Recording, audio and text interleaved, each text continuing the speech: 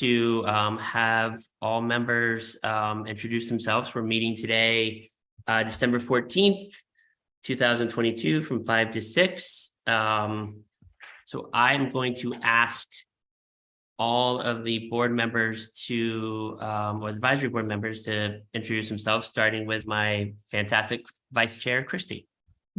Good evening, everyone. I'm Christy Murphy Baldwin, Chief of Human Resources with Prince George's County Public Schools and Vice Chair of Pillar 2.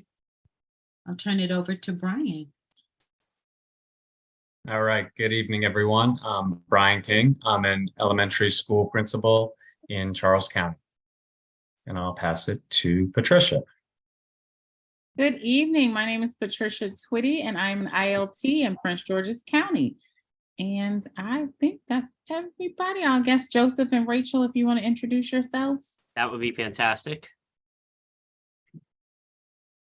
Oh, you're on mute, Joe. Sorry about that. My name is Joseph Manko. I'm the Education Program Officer at the ABLE Foundation, and I'm one of the members of the AIB. And I am Rachel Amstutz. I'm the Operations and Policy Director at the AIB. And I see joining us as well are Rachel Heist and Emma. If you would like to please introduce yourselves. Hi, I'm Emma Pellerin. I'm the Implementation Plan Director for the Accountability and Implementation Board.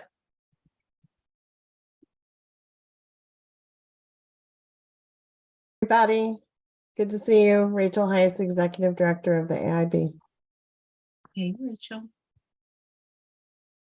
All right. Thank you so much for being here and thank you for the time.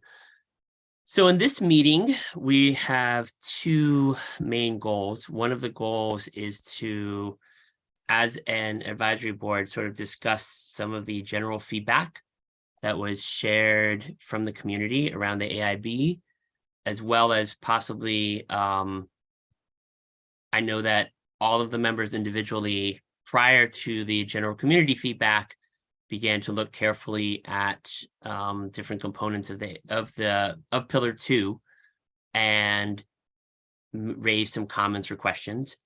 And then, so we'll do that for approximately 20 minutes.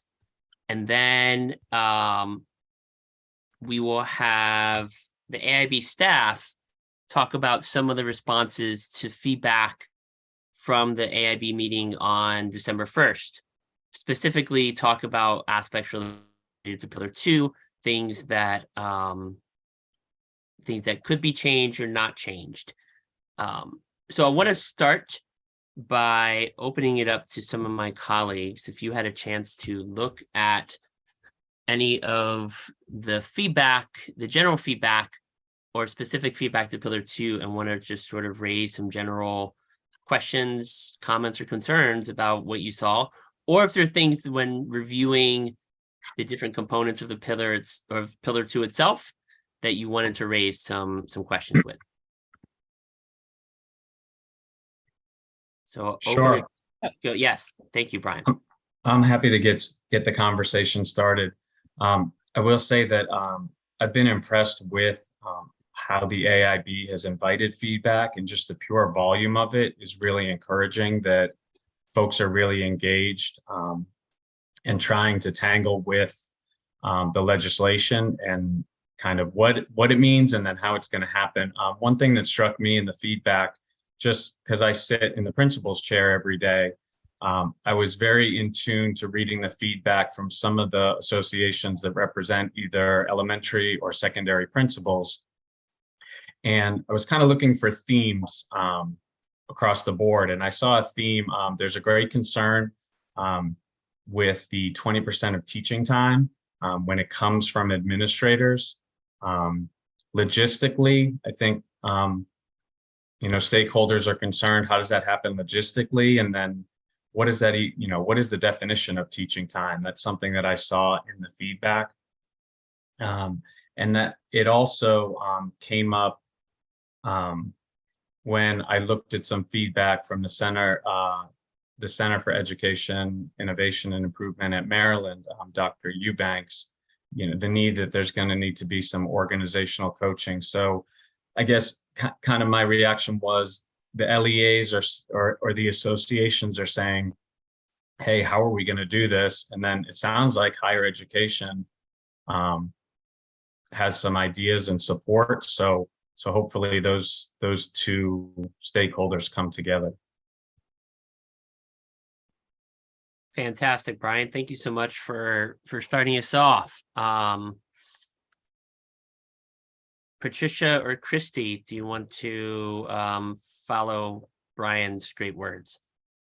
So I will concur with Brian. That was definitely, first I want to say thank you to everyone who submitted feedback. I think that's awesome and amazing for everybody in the community that submitted feedback and know that it was read. So I want to concur with Brian regarding there was a number of concerns around the assistant principals and that they must spend 20% of their day teaching and really defining, you know, what that means. And I think a day, 7 hours, 6 hours, 7 hours. So you're looking at maybe an hour and a half of 2 hours a day with face-to-face time with students.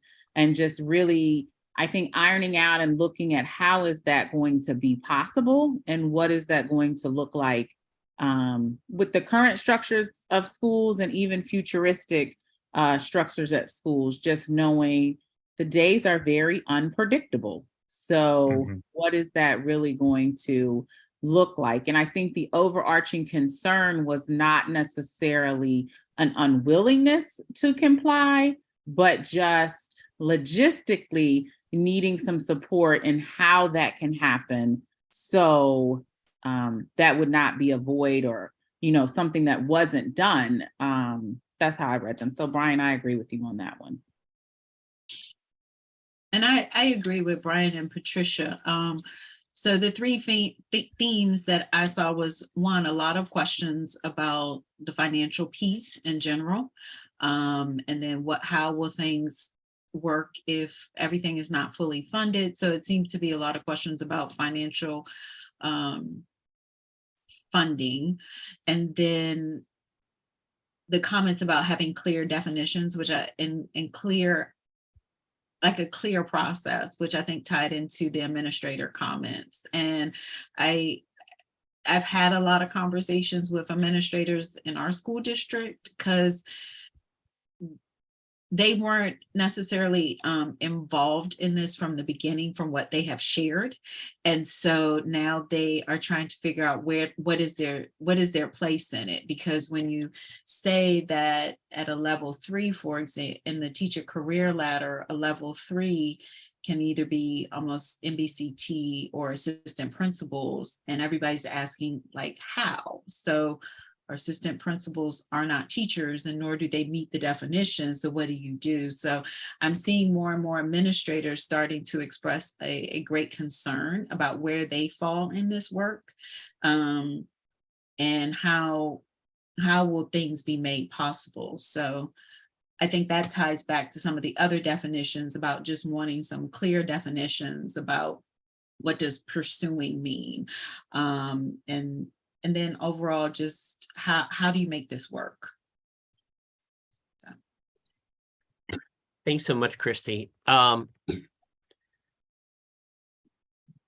want to raise and Emma, you might share a little bit more in the second part. I would agree with my colleagues that 20% of time might be a bit too much, but one of the things I like about the idea is that administrators should be seen as instructional leaders in a building, and the chance to get them to do instruction at the same time is a real big asset. And I'm guessing that is what some of those who wrote that into this pillar were thinking. I will tell you from my experiences in the private school world, I always appreciated the fact that every single person from the headmasters and principals, everything, taught at least one class. And there are a couple of things that were done to make that a bit easier. That one class was often co-taught by 2 administrators, so that if there were situations within a school, as all of my colleagues have discussed, that need the focus of an administrator, you didn't have to grab a sub. There's usually at least one person who could continue the class. And so I'm wondering, and so on that note, I think there should be a little bit more specifics in thinking through around what that would look like. I commend the goal of having administrators be teachers within the classroom, because I think that serves 2 different purposes. One is it allows teachers to see that administrator as an instructional leader. It is one thing to say, oh, when I was a classroom teacher, I was doing X, Y, and Z. And it's another thing to say, come observe my period 5 class and watch me do these practices that I'm doing. So I like that idea, but I think that there need to be more specifics. I want to follow up with Christy's comments as well. There were some questions around financing, when are things going to be rolling out as far as money? And how is that going to work? The other thing that I've heard from and I've read in some of the themes from the public comments, but also themes that I've talked with others, is a concern around the requirements for national board certification. I know one of the themes that I saw is that currently not every category has national board certification as a possibility. I believe that one of the things I read are art, dance, especially some of the fine arts. There's no way to become nationally board certified in those areas. And so what happens with those teachers? The other concern that I've heard is the push, which is again a noble goal, but how is it done? The push to have all mentors of student teachers be nationally board certified. Right now, we may not have that in place. And so what does that happen to a university if we're trying to increase the number of teacher candidates if we don't have the mentors available who are nationally board certified? And also, how does that coexist with our PDS model, where usually you use 1 or 2 schools as a PDS, where a university would send multiple interns? What happens if the English department has national board certified teachers at that school, but the math department doesn't? How does that work?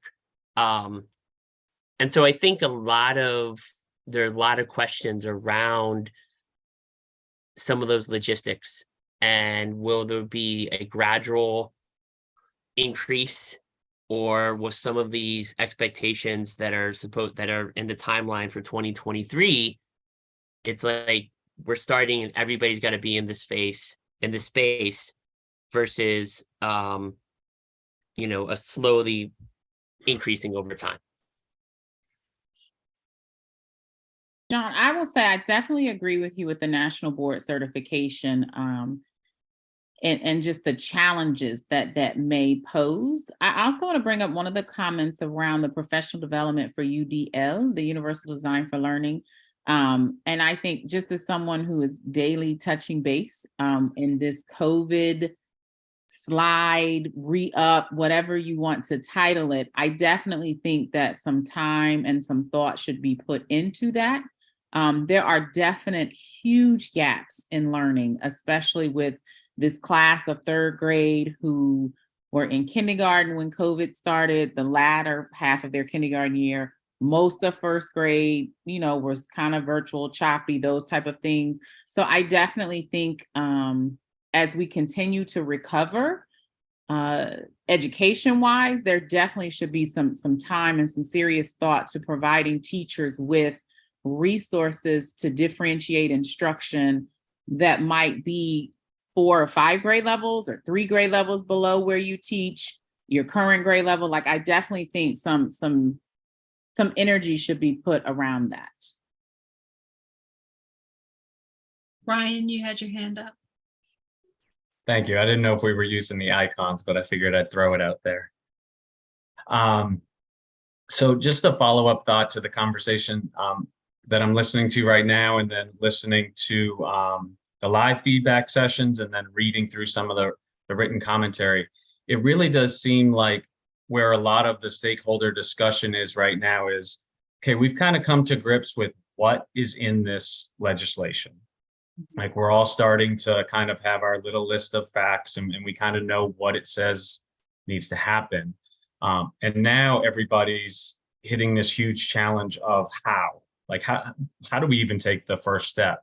And I think it's important for us to remember that the how, there are some answers probably floating out there, because the blueprint was designed based on certain systems internationally and in our country.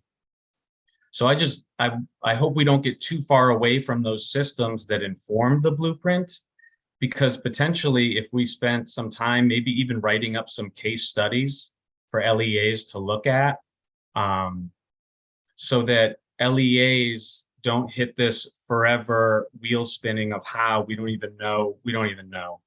Well, here's a case study of how it was done in Massachusetts at a certain elementary school, or here's a case study, internationally, of how they solve the 20%. So I guess my comment is just to remember what informed the blueprint, and to continue leveraging that as we try to implement it.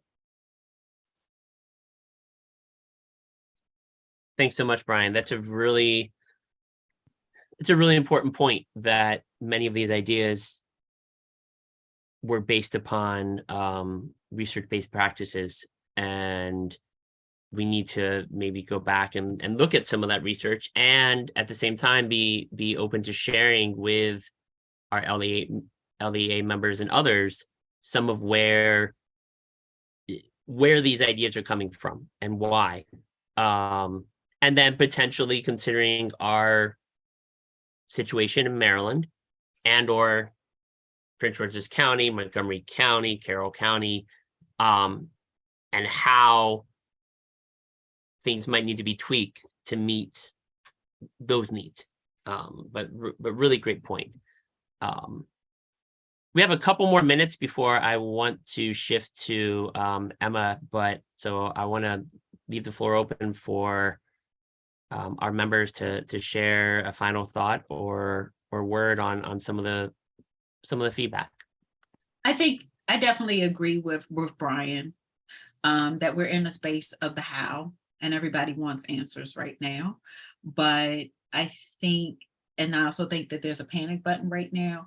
I know in one of my collaborative groups, as we are continuing to flesh out our career ladder, one of the things that I'm going to work with administrators to see is if we could just get a bucket of all the things that are on your plate and start identifying, well, this is what a level 2 teacher can do. This is what the level 3 teacher can do. This is what the level 4.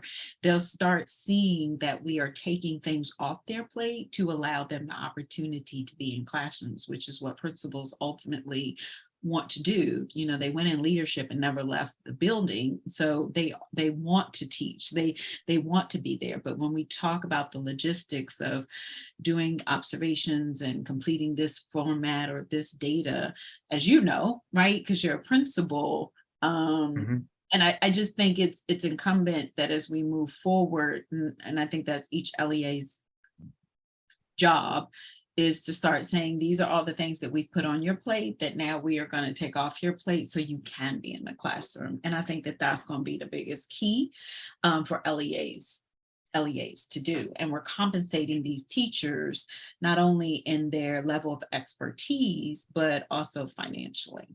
That's the way I see it. No, I really like that. And maybe, as we're building the career ladder and we're looking at different roles for educators, the hope is that some of those educators moving up the career ladder could fill some of the duties and responsibilities of a principal or assistant principal, so that others could be back in the classroom. I think that it's a great place to sort of segue in the idea that education is often an area where more and more and more is piled on, as opposed to thinking about What are we taking off? those that are being piled on upon. And in creating this AIB and piling on many really amazing ideas, the hope is that the board and the state and others will consider what things look like, and don't just see this as additive of here are a bunch of other things, but rather how do we spread out resources so that, you know, we're already facing a crunch with teachers, which is why we are looking at teacher quality here. The last thing we would want to do is have strong administrators or others feel overwhelmed and consider leaving the profession. So I'm going to segue, and Emma, I know that you were available for the 12-1 meeting, and in talking with Rachel A. Some of these topics have been talked about with the AIB as a whole. Some others related to Pillar 2 might have been talked about. So we'd like to turn to you and hear from you some of the discussion that came from that meeting around either these topics or other topics related to the pillar. Absolutely. Thank you, John, and thank you to everyone for your comments. And we really appreciate the time that you've dedicated to this and elevating these areas of concern and consideration moving forward with Pillar 2 of the comprehensive plan. So first of all, just wanted to say thank you for that. John, I also wanted to elevate your comment around the reimagining of the Maryland education system that you emphasized, because that's something that we have been talking about quite a bit as we talk with blueprint coordinators and local officials or state officials around, what were the AIB and what the blueprint, because, we're talking about a piece of legislation that this plan encompasses is all about. It is about reimagining what we're doing versus adding on to what's already being done. And I don't think that can be said enough, that this is a huge part of what the blueprint is trying to do. So thank you for emphasizing that, and we cannot say it enough. So if you could please continue to elevate that in your conversations about the blueprint, we would love that. So I can speak to a couple of things here. I thought it would be helpful to just summarize broadly what we looked at with regards to feedback and the decisions that we made around that. And when I say we, I should say the board, the AIB, made around incorporating changes related to Pillar 2 and to the blueprint in general, because there were themes around, looking at the feedback and thinking what could be incorporated into the plan.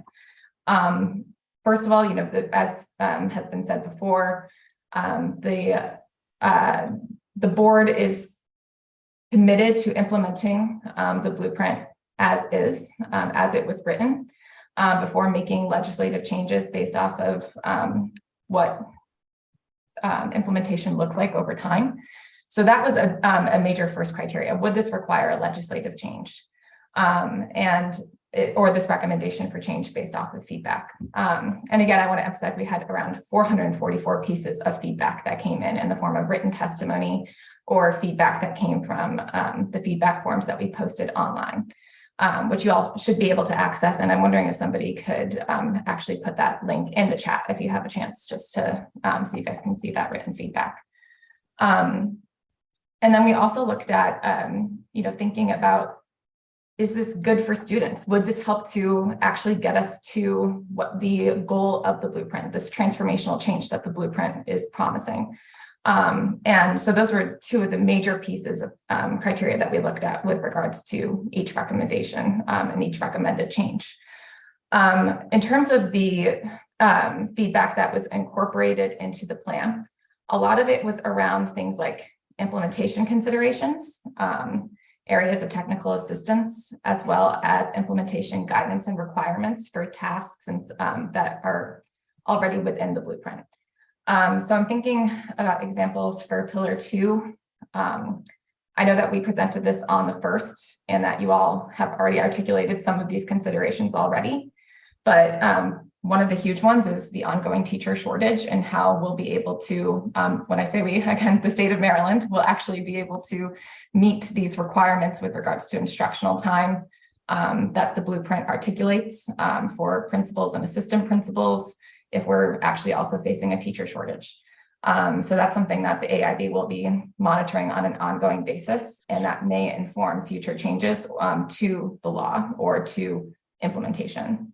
Other things include just ensuring that professional development is evidence-based, that it's aligned to research, and that it incorporates restorative practices and cultural competence. And those are things that we actually added into the language based off recommendations from feedback as well, to include best practices in restorative practices, trauma-informed instructional practices, and we also included recommendations around research-based practices around cultural competence into the implementation guidance and requirements. And then with areas for technical assistance, a lot of that is going to speak to the concerns that you all raised tonight, because we are certainly looking at the what the blueprint wants to accomplish here with the plan. But you're right, there's a lot that needs to be done in terms of the how, and that's going to require partnership from MSDE with LEAs and determining best practices. Actually, Rachel and I had the opportunity to visit a school today where we talked with a principal who said, you know, I'm really intrigued about the instructional requirements, and I think that's a great idea. Here's all the things that need to be considered as part of this, you know, the size of your crisis management team so that principals could actually be pulled back into the classroom or don't have to be pulled away from the classroom if they're teaching. Christy, you said this earlier, like there is a strong willingness to do this. There's a strong passion for it, but it's just how do we get this done in a way that benefits school leaders and children and doesn't detract from what's going on in the school day to students' detriment. So, you know, those are key pieces that we need to work through with regards to technical assistance. And that's going to be an ongoing process. One thing I did want to make sure, John, I may have misunderstood your comment earlier about some of the things that are being phased in. Instructional requirements for teachers or for principals and assistant principals, and then just the instructional time requirements will actually start phasing in fiscal year 25. And that's going to be over an 8-year period. I'm not sure if that's what you meant in terms of like for next year. Sorry about that. I sort of combined a couple of things. The requirement, what about the requirement for, and I might have missed the date on this, for mentors of student teachers to be nationally board certified? Well, the career ladder actually isn't going into place, or LEAs don't need to implement a career ladder until July 1st, 2024. And then that's when you'll actually have teachers who are on the career ladder and have received national board certification. And then you can pull teachers from the career ladder who have national board certification to serve as mentors. So it would be after that implementation period. Okay, so after that, so that helps. And, you know, a comment that I forgot to make, but since you're raising it here, so the career ladder starting in 2024, I can imagine that if you are nationally board certified, you're probably going to get lots of emails from lots of different people being asked to do lots of different things. And so is there thought on how to avoid the burnout? Yeah. And by the way, let's not forget, most of those people also have full-time jobs teaching. Yeah. So how do you spread things out so that one person doesn't feel overwhelmed? No, that's certainly necessary. I mean, I think one suggestion that actually came up from the Pillar 3 group. So first of all, we could also say that it's important to know that depending on what level you're at, you will have potentially up to just 20% of instructional time in the classroom as a teacher on the career ladder, and that those other periods of time might be, in many cases, will be for mentorship and coaching. So it's, again, not looking at adding what you're doing right now, but reimagining your role as an instructor on the career ladder. But the Pillar 3 work group actually recommended for one of the things that is in the plan right now and will go into and will be implemented sooner. It was around creating a support plan for students who are not on track to graduate or to be CCR or considered CCR by 10th grade. And in the actual legislation, we couldn't change the language from teacher to educator because I thought it would be beneficial to put in different positions into that role, like a para-educator, because of exactly that concern, potential burnout with current instructors. So what we did instead was add language saying that teachers could work with a team of educators to implement this plan, to create and implement this plan to help provide that support. So that is definitely a concern, in terms of just making sure that teachers don't feel burned out. And, those are a couple of things that we're thinking about. It's certainly not sufficient to meet all of those concerns around potential teacher burnout, but that's why it's a huge implementation consideration and will be on an ongoing basis. So thank you for raising that. Brian, do you mind if I actually just go through a couple more of the criteria around what we tried to pull in and what, was, okay, thank you. I see your hand and we'll just pause in just a second. I just want to make sure that I can talk a little bit more about this first. The other things that, I guess I'll just share really quickly, things that were not incorporated into the plan, as I said earlier, would require a legislative change. That doesn't mean that these won't necessarily be changes in the future based off of research and evidence of what implementation looks like. But for right now, things like national board certification and not tying it to the career ladder, that would require a legislative change. I know that was a piece of feedback that some people offered.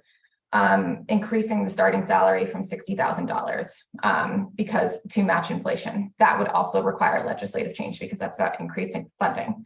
So that's not something that was incorporated into the plan, but we have that feedback and that will be something that we look at over time and will be an implementation consideration.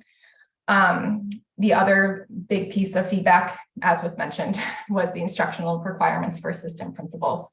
And eliminating that would require legislative change since it's in the blueprint law. So these are all things that we hear. We wanted to make sure that these were raised as things that we heard from a lot of people, but are not going to be implemented in the blueprint as of yet because it would require a legislative change. We also had things that were, a few things that were outside of the BCP's scope or really the AIB scope. And I think, prioritizing civics education, that was something that was not in the blueprint law. That doesn't mean that it's not something that will be an implementation consideration, and that doesn't take away from the importance of civics education, but that wasn't language that's in the blueprint to focus on civics education. So those are just some examples of, it went outside of the blueprint scope, but that doesn't mean that they're unimportant or things that won't tie into implementation considerations in the future. So and then there was just one clarifying point that was made, I wanted to make around NVC. The blueprint law does stipulate that if you are a teacher and you would like to get NVC, but there is no NVC in your particular subject area, you can continue to level up on the career ladder if you pursue a master's in that subject area. So that is just one thing we wanted to clarify, that has been that was originally in the law and is in the BCP. So I know, Brian, you had your hand first, and then Patricia, I see your hand as well. Do you guys have any questions? Not so much a question, just a comment. Thank you for all that information. Sorry That's for great. talking so much. Thanks for listening. I'll be quiet now. But I just wanted to backtrack a little bit to the discussion about career ladders, because I think it's a good point for us to remember to be very eyes wide open for unintended consequences of the legislation that might start to play themselves out. And I think career ladder, I could think of unintended consequences internally for an LEA and externally for an LEA. Internally, and this came up in feedback from some associations, it almost, career ladders could disincentivize people going into administration. And then you're going to have an administrator shortage, like we deal with teacher shortage. It could, it may not. That's internally. And then externally, if one LEA has a lot of capacity and negotiates a great career ladder, and teachers from surrounding LEAs get wind of it, I think that we could see LEAs competing against each other or brain draining from LEAs that may not have the same capacity to implement the legislation. So, and I don't mean to focus it on career ladders. I just think it's a good example that the advisory committee, I think we should be very eyes wide open and look for early warning signs of unintended consequences so that those things can be voiced to the full board, so that as they play out, they can be addressed before they grow into a real cancer for what was intended. Brian, thank you for sharing that concern. Or both of those concerns. One thing that the Blueprint comprehensive plan that we added in the latest set of revisions, well, actually, no, I'm sorry. I think it was originally there, but we may have just moved where it was in the plan to make sure it was a specific subtask, is that the AIB will continuously monitor the geographic distribution of high quality and racially diverse teachers across the state. And that's, I think, something that we will see if those trends are happening with regards to LEAs and those factors that could cause them to potentially compete with one another.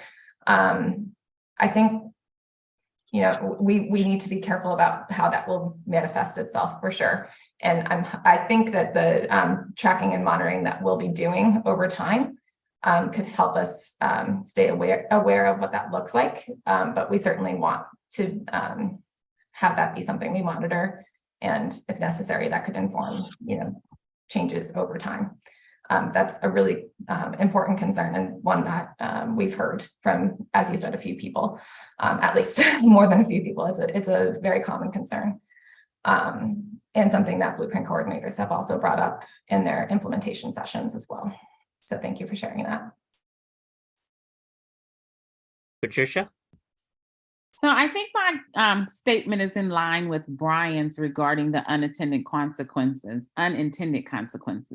because the Blueprint definitely seems to be extremely heavy in national board certification and encouraging teachers to pursue national board certification. However, what considerations have been taken for teachers who might be effective teachers, but for multiple of reasons are not successful with passing various components of national board certification, and or teachers who are not interested in becoming nationally board certified? And the I guess really the unintended consequences of really thinking the potential for Maryland to lose highly effective teachers because this requirement is so heavy in the Blueprint. Thank you for that question, Patricia. And I realize, Brian, I didn't answer your first question too around, you know, the potential for teachers to want to, or for a potential administrator shortage as a result of pursuing NBC and wanting to stay in the classroom. And so, you know, I will say that that is a part of the Blueprint's vision, was to help create pathways that would incentivize teachers to stay in the classroom and feel supported to stay in the classroom, versus teachers who say, you know, I really would like to stay in the classroom, but I see, you know, no opportunity for advancement outside of within, if I stay within the classroom, the type of career advancement that I do want.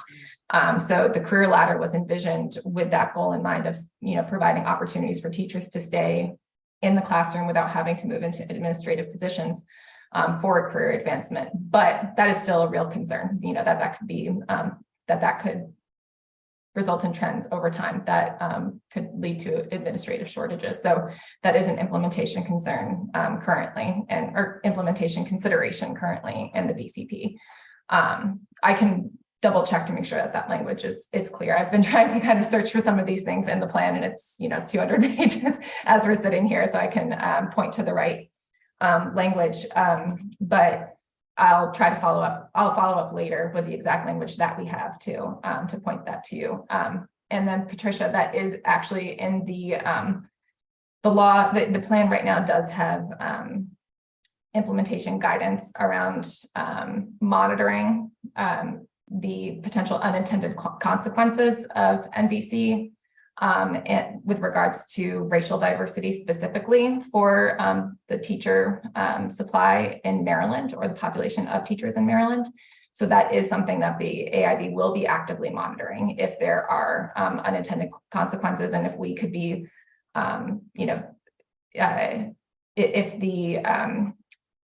if there are unintended consequences from NVC. So that will be an implementation consideration. And then that is something that, we have had feedback on. So we appreciate you raising that as well here.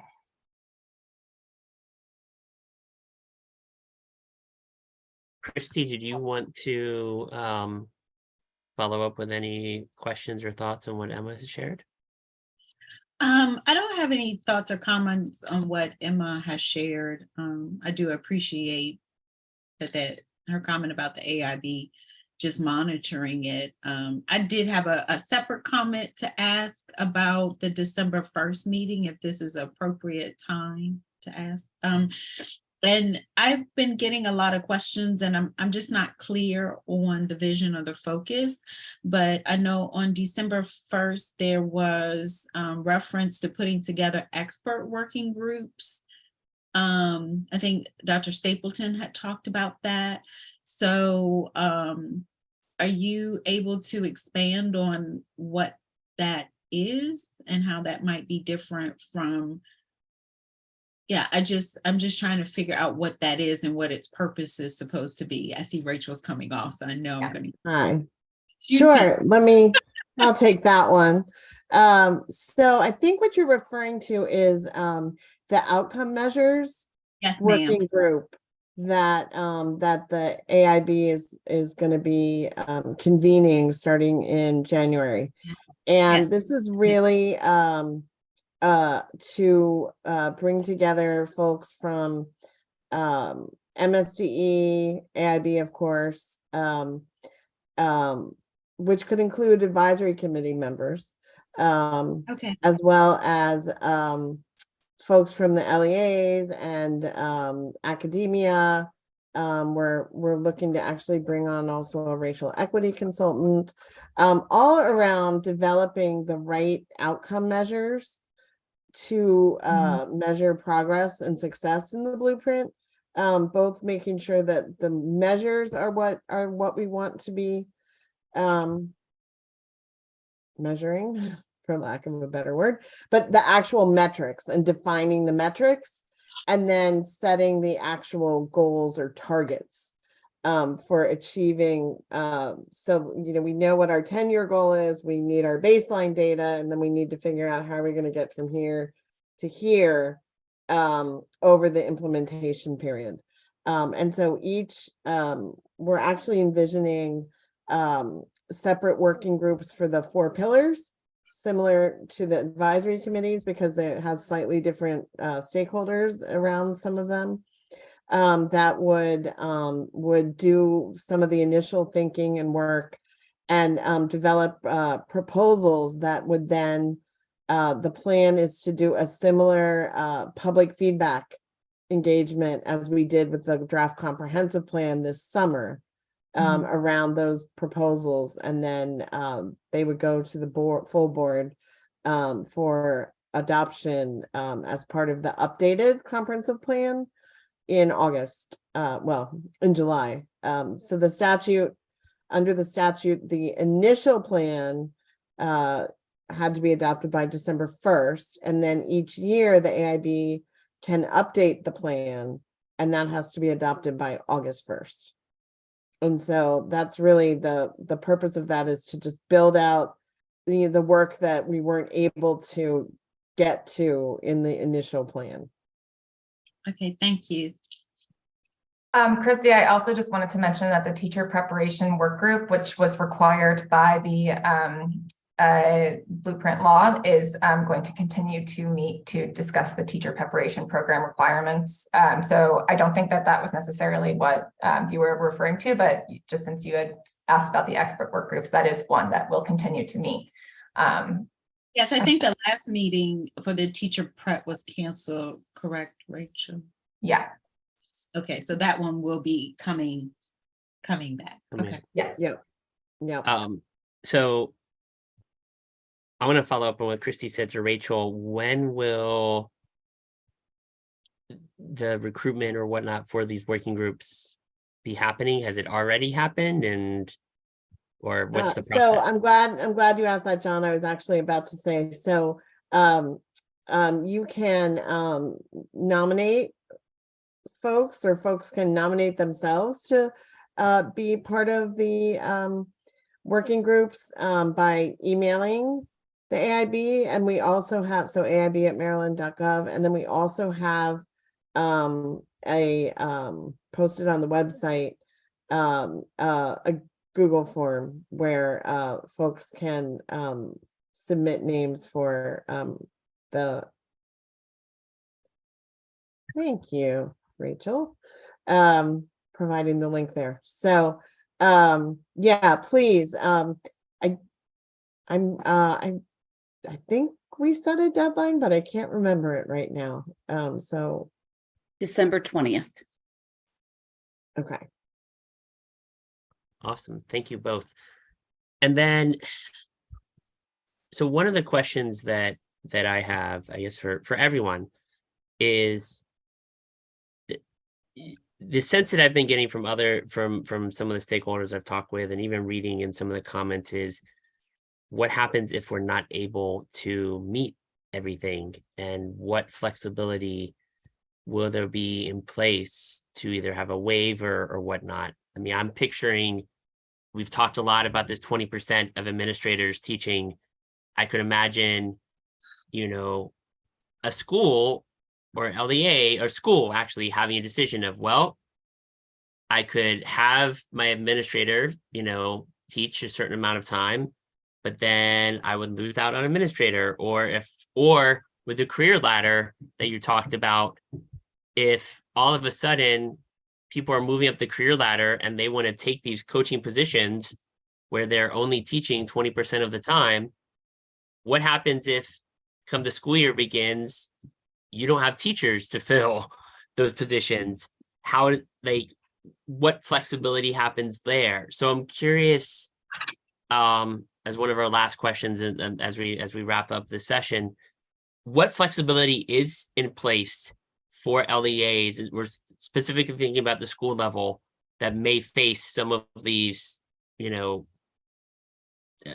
dichotomous ideas, where their big priority is, we need a teacher in the classroom. We need something like this immediately. So one thing I think on the 20%, just to be clear about this, it's a working time over the course of the school year. So it is not, it's not like a daily requirement.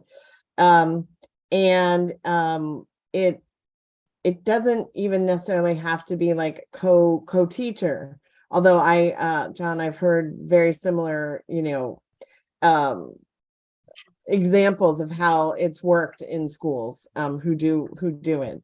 But I think, right now what the AIB is focused on is, and you brought up like case studies or examples, is like through technical assistance to provide sort of the vision, the models, the possibilities of how this could be accomplished, and how the Blueprint requirement could be met by LEAs. And just, I think this is one of that value adds that the AIB and the advisory committees, quite frankly, can really bring, is we can convene folks to talk about, models, things that they've tried, things that they've seen tried that didn't work, and start to actually pilot some of those models and see what works best, that can then be shared around the state with principals. And so we're not to the point yet where we want to really talk about what happens if we can't. We may get there, and then we'll have to figure that out. But I think what we're really focused on is sort of helping the LEAs really see the possibilities of how it could be done. Thanks so much for that. If I could just react very quickly to Rachel's comment, and I do see the time, so I'll keep it brief. But it's really great to hear the focus on technical assistance. And I know that I'm sure the board is thinking about that in a couple different ways, targeted technical assistance to individual LEAs. But then as I was also reading the feedback, I had the thought, and this falls under, I think, kind of broad technical assistance to all LEAs, the idea of having some kind of like annual consortium or a blueprint conference or something where folks are in the same room saying, yes, we ran into that roadblock when we did XYZ, we started to get some momentum. So the targeted assistance, just like good teaching, differentiated both specifically for LEAs, but then also broadly that everybody can pull from. So that's reassuring to hear that that's a main theme of where we're headed. Yeah, and that's exactly what we're thinking about, sort of like the targeted, for specific, because different LEAs are in different places and they have, different really,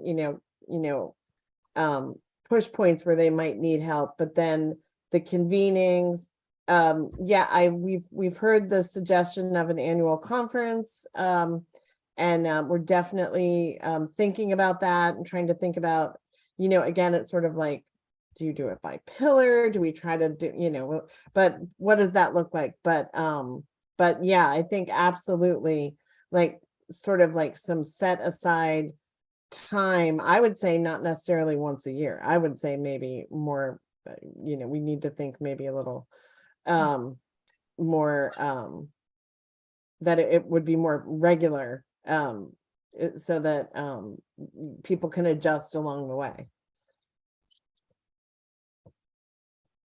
All right, thank you for that. Joe, you look like you want to add something. No? Okay. Yeah. No, go ahead. No, please.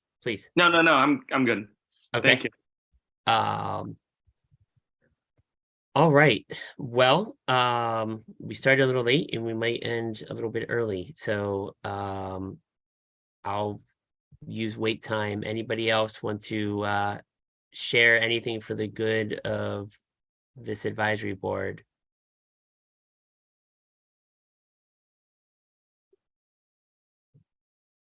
John, If I could, I just want to thank you all for your time, and you're really digging into the feedback and sharing your thoughts around it. And I think please keep particularly around like technical assistance and how we can support really problem solving, sort of like now we've gotten through getting a plan out, and I think we really want to focus our energy obviously on reviewing the plans when they come in, but really helping the LEAs with their plans, developing their plans, but also sort of planning ahead, and TA technical assistance that can really help with the what I call the visioning of the blueprint. So thank you. And sorry, Rachel, I did not mean to cut you off there. No, perfect. I was just thinking a little bit more logistically about upcoming meetings before we close, if there's any thought about scheduling or how to go about scheduling. No, thanks for that, Rachel. I think obviously with the winter break coming up, we're going to do a pause on that, but I think the plan is that we'll send out another doodle poll and aim for something maybe the second week or so of January, so that give people a little bit of time getting back from break, but then especially for those in schools, not right at the end of semester crunch. So board members, look for a doodle poll around that. We know that unfortunately not everybody could be here due to some personal circumstances and others, but we know that they've been actively involved. I am grateful for all the involvement of all of you. And so definitely we plan on reconvening in January to continue some of this work and continue our focus in creating or helping support a plan that will benefit all students across the state of Maryland.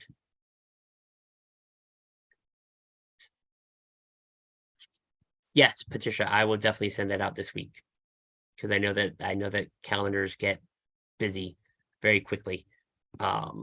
So I actually have some time tomorrow, so I will make sure I put that out tomorrow. So look for that. Rachel will make sure that you all are included as well on it as we set a date. And then Christy and I will start with the ideas for agenda, but Brian, Patricia, and Joe and others, if there are specific ideas that you want us to focus on for the agenda, we'd love for you to add to that as well. This is definitely a collaborative effort. And on that note, we have now gone past 6 o'clock. So I'm going to say that this meeting is adjourned. Would anybody like to second that? I'll second it. Thank you, Patricia.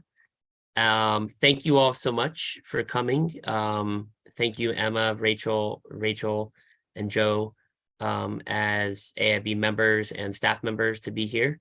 We really appreciate your support. I hope that everybody has a fantastic, restful winter break, that you're able to find something that you enjoy doing for yourself. I know my kids are probably wearing their pajamas backwards tonight. I'm hoping that we'll see how it goes. I know And all the ice schools. cubes in the toilet. Don't forget to put the ice cubes in the toilet. Oh, that's right. Absolutely. Yes. So I need a little help here. Is this for a snow day? potentially, yes. Okay, look at Yes. that. I figured it out. Okay. Like crayons in the windowsill. Yes, the pajamas inside out and ice cubes in the toilet. And it's What gonna- was the windowsill, Rachel? White crayons. White crowns in the White oh, crayons on the windowsill. That's a new one. I've never heard that one before. Oh my gosh, I need to tell my nephews. Find some crayons. Look at us. We are on one hand trying to improve education, on the other hand talking about different ways not to have school. Well, I mean, and it's also a great way to teach children, because when you have massive snow, you ever notice it's like pure silence. And it's a great way to teach kids that you've trapped sound. The snow traps the sound, which is why it's so quiet. There's a learning opportunity in everything, John. That is true. 100%. I literally just learned something. So thank you. Yes, that's why it's so peaceful after it snows. Awesome. There we go. Now it's not trapped by the snow. There Well, we go. thank everybody so much for your time, and I hope you have a wonderful evening and a great holiday. You too. Happy Thanks, holidays. everyone. Bye, everyone. Thank Bye. you.